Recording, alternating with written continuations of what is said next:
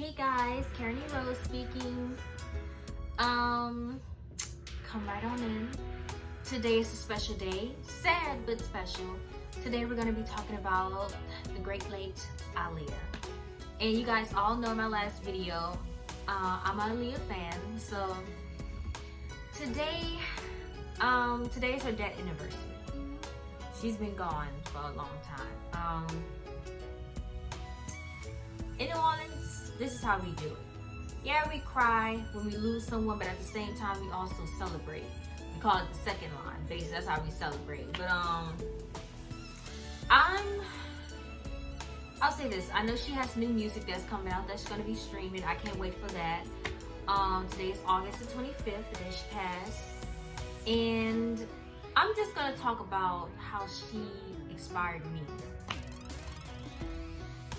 I told you guys the first part on how she inspired me, to be inspired, to be Karen E. Because I'm gonna be honest with you guys, I'm gonna break it down like this. When I was I think I was 12, when I really kind of started listening to her music, because I always knew Aaliyah when I was like a little youngin'. But when I got older, like I'm gonna say 12, that's when I started, starting to, research her, get to know her better, understand, who she was, where she coming from, And I learned a lot by watching her. A lot of times, I love the way how she used to sit and do interviews, but let me break it down.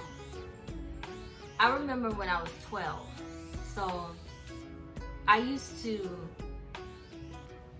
started watching her so much and started to, just almost imitate her. That is real. That shit is real. Basically, like I said, when I'm really interested in a person, I start to really research that person and try to understand them. Even though we think we know Aaliyah, a lot of us really don't know Aaliyah personally. I can honestly say that.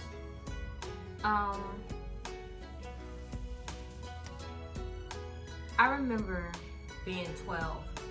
I started learning a lot of her music. I started to learn a lot of her, her choreography. My favorite choreography that she did was Are You That Somebody?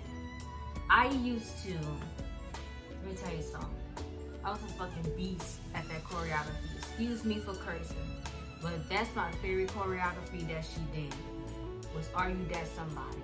I remember I would be in the living room, I would push the table back, push the sofa back, push whatever the hell I gotta push back, and I started learning those dance moves. Now I'm probably a little rusty at them dance moves now, but I still got it packed down a little bit. But Are You That Somebody is my favorite choreography.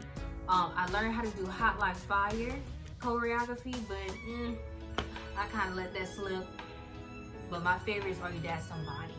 My favorite song by her is One in a Million, but Aaliyah got so many good songs. That's why I felt like a lot of people was really sleep on Aaliyah's music, because she really had good ass music. So, there was times, like I noticed when I was young, I used to really, really wanted to be like her. When you don't have, I'm gonna be honest with you, when you don't have a parent to tell you, hey, be yourself, be you, you're great how you are, just be yourself. I didn't really have that. I'm gonna be honest with you. I love my mom and all, but I really didn't have no one to tell me, be comfortable in your skin. And I thought, as a young girl, you're insecure and you're looking at, whoever you're looking at on TV, magazines, social media, and you're looking at how beautiful they are and how everybody just loved that person, how everybody loved that person.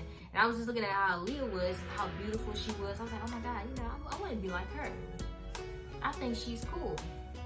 I think she is sweet. Everybody just always has something good to say about her. That's how I want to be. As a kid, that's what I was thinking. So, I started to like wear my hair like her. I started to dress like her. I started to, you know, really wanted to be like her. Because I felt like she was a good, you know, influence on young girls. Honestly, I don't feel like these young girls don't have a lot of good influence anymore.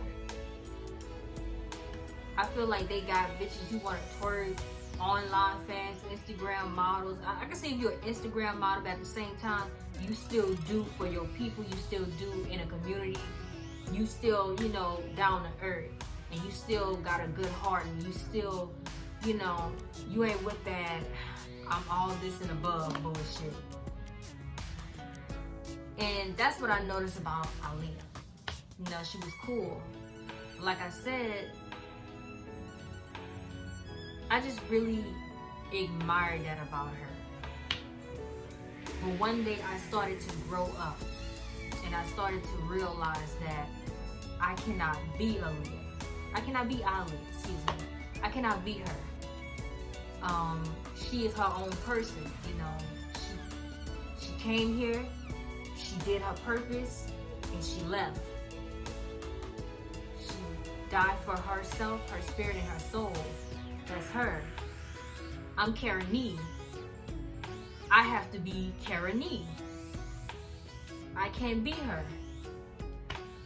I have to die for myself, my spirit, and my soul. So that's what I got from that situation as I started growing up. But I'm very happy that I still chose her to be, you know, somebody to look at, because Aaliyah was cool, she was funny, she was sexy, you know. I noticed like when she got a little more older, she started being kind of a little bit of a girly girl, dressing, you know, the dresses and everything. I liked that about her. I started liking that.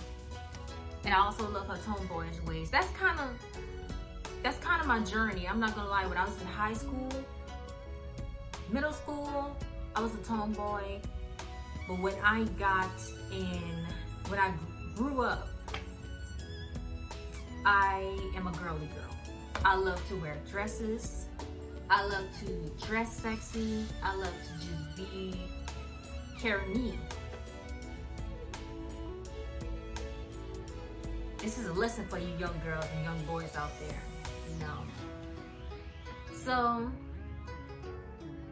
but she still inspired me. You know, the way how I dress a little bit, I'm gonna say I get my dressing a little bit from me the most, and from the 90s a little bit, but also from Left Eye a little bit, and also Aaliyah a little bit. Like it's a little bit of combined of all, but it's mostly me. I'm myself.